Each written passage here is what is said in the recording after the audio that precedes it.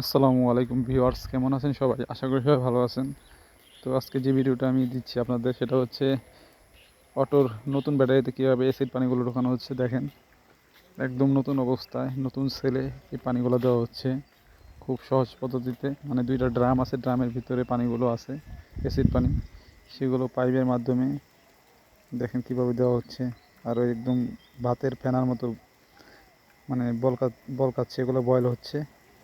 তো এগুলা প্রত্যেকটা সেলে দেওয়া হবে। এখানে এক একটা 6টা করে সেল আছে।